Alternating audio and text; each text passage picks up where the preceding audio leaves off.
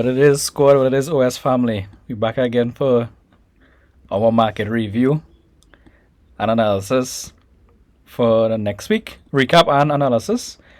And well, we on GU right now. Make it clearly see we took a trade Friday.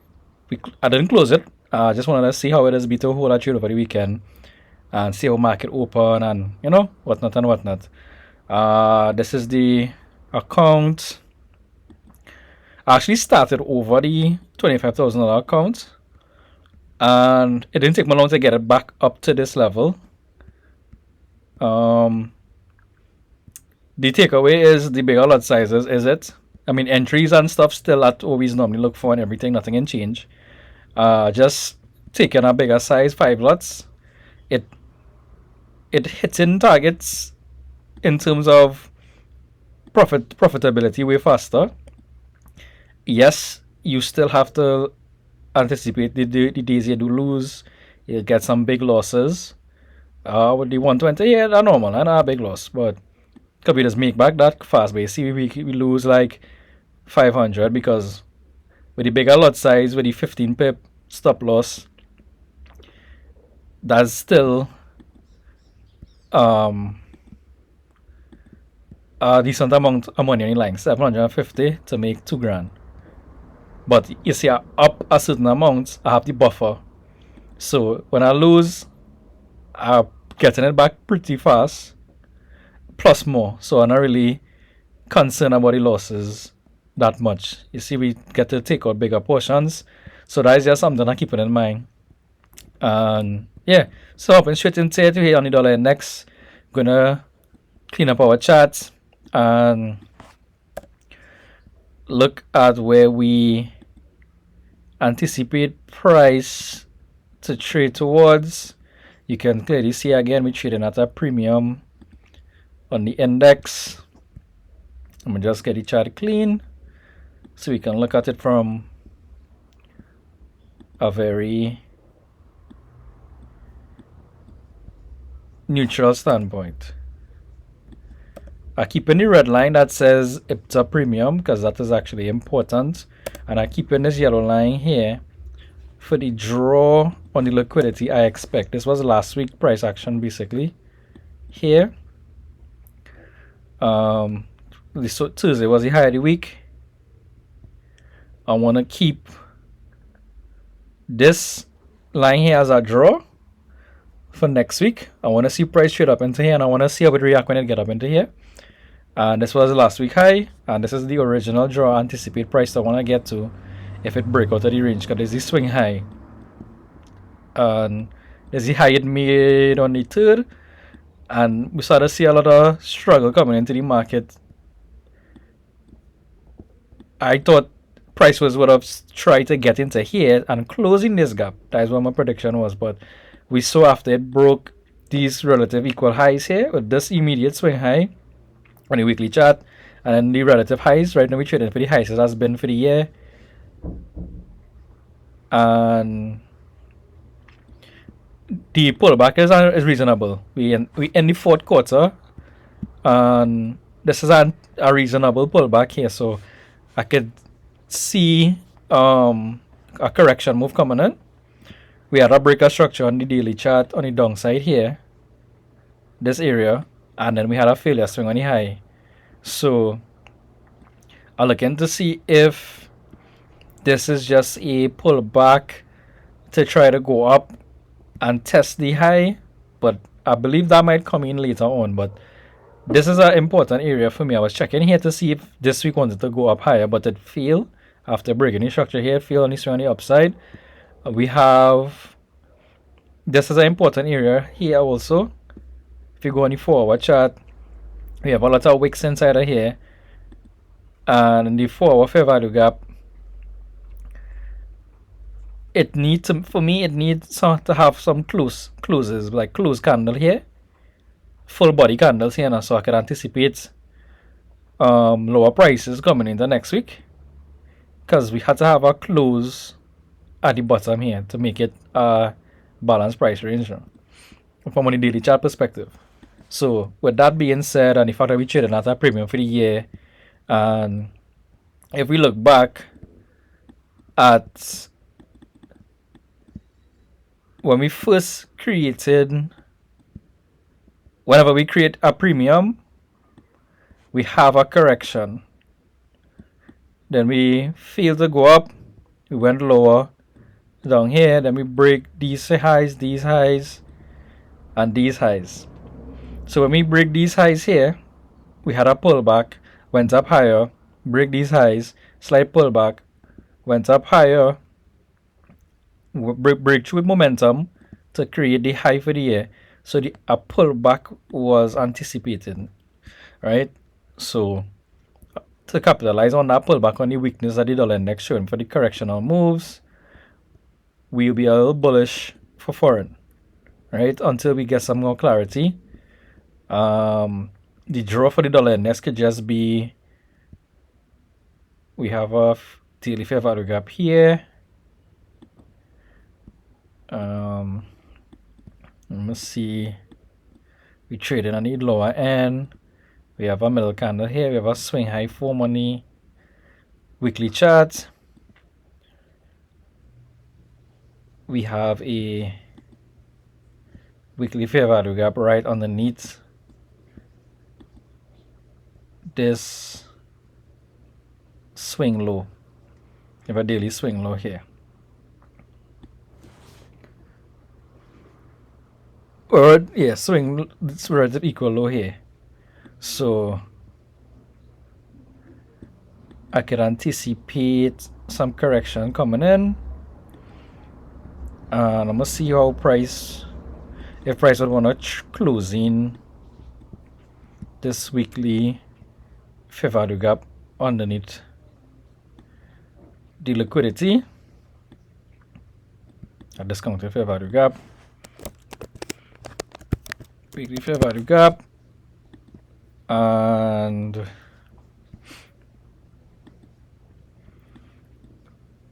we have a swing low on the hour forward chart here.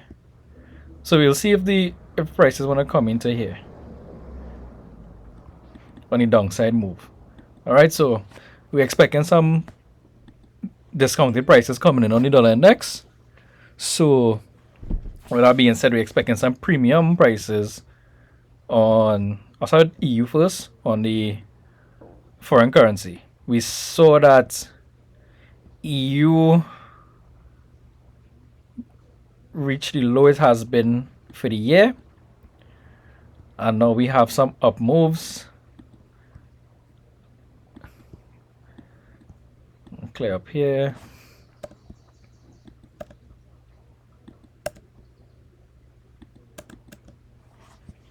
We make the low of the week on EU Wednesday.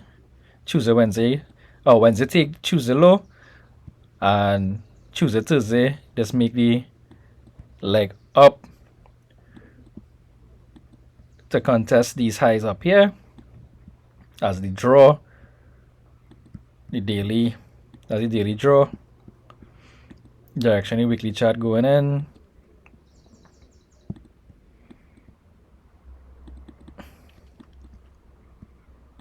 Right. So we see we created a swing low after taking out these relative equal lows on the euro.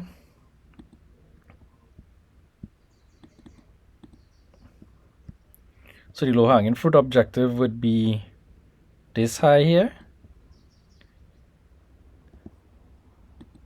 First objective. And yeah, we'll just focus on that. And for pound, so pound had a lot of liquidity loaded up, because you would see when we drop to the 1 hour chart, we would see that Sunday didn't take Friday. Monday didn't take Friday, Tuesday didn't take Monday, and they all created equal highs. So when you go on the hour chart, there's Friday high here, see at the bottom left.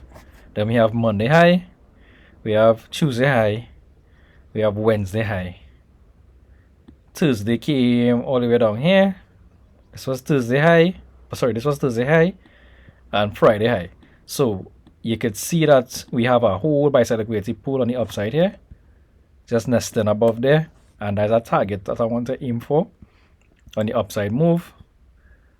And then when we break into there, closing this fair value gap and target this daily swing high as a draw for the upside move. We have a lot of inefficiencies to fill because we barely had any up days going down here, so we have a lot of gaps on the week chart to fill in and to potentially want to trade into. So I had some good trades on GU, and I want to start back the analysis here for next week, for Monday. We have a lot of red folder news coming in for foreign.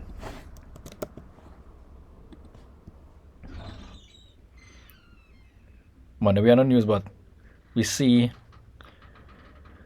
Tuesday we have GU, EU, basically for the whole day with news.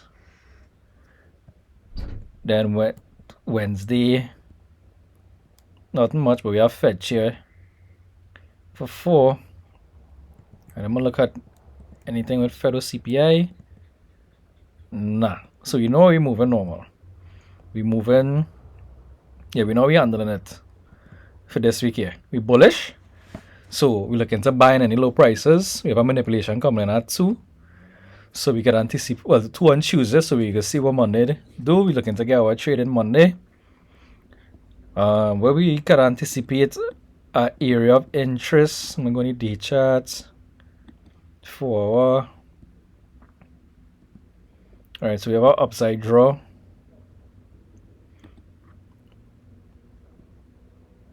We have an upside draw here on EU. So drop to the 1 hour. We have a lot of wicks. A lot of wicks and we have a gap right in here. So any retracements we see, we want to buy that. So I'm just highlight this gap in here.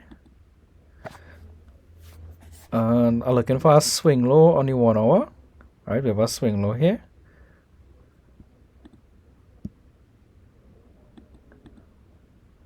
Alright, I'll put a sell side liquidity underneath here. All who buy in would have their stops trail to that low, that particular low. So we're looking for here to potentially be an area for Sunday and Monday to want to pull back into. We're looking to get a buy there to target the upside. If we don't get a buy there, we're looking for a buy there Tuesday or Wednesday. 15 minutes. Fair value gap. And on the hour, you're on a euro.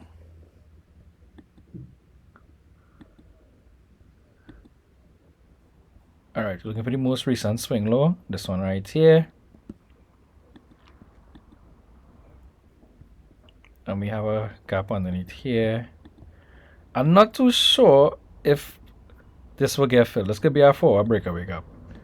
It would get filled eventually. You know, we might get with our wick with the news drivers that we have coming in. But the low hanging fruit, I want to look at this to be a draw. Here, I will leave the double bottom on the 4 hour. I'm looking at this because all who buy would have this stop trail underneath this low here on the 1 hour. So looking at here for entry on a downside move. There's the 4 hour fair value gap. So if prices come down here, I'll definitely be interested in today. Definitely be interested, because if you notice, we have a lot of wicks on the 4 hour chart here, but no bodies. So to balance out here. That means on the forward chart, prices move so fast that it didn't evenly distribute now. It didn't get full even, like up, down, it didn't distribute evenly here. So what tends to happen is prices like to come down and at least get a close, a forward close here, a body. Even if the body close at the bottom here, because we have a gap, but what might happen is prices will come all the way here, it will wick here just to deliver it efficiently, right? So we have a up and a down without a close, and then go back up, and where body here might have a long body. So here will be price will be delivered evenly here, balance, and then we'll continue. So when prices come down here, we look for entry on a buy, and when prices come down, because again we have a sort of wicks on the 1 hour, no bodies, and we have an inefficiency there. We have no candle, a CB, yeah, no black candle next to it. Go all the way down to a 5-minute chart. See, we have a lot of wicks, no bodies, so that could be an area where prices want to get back into just to deliver price efficiently. Then we look to buy inside here. We have a swing low, candle to the left and candle to the right, higher than the one in the middle, or to buy in here where I have this stop trail. So that'll be an area we look at again too also. So we'll see how prices open, but the context is that dollar index giving us a correction, and we're looking at, we want to pounce on that correction with foreign currencies, so we're looking to go long. And yeah, that's the context. So that'll be it for this video. Nothing too long, and I'll catch you guys at the end of the trading week next week to see how we do.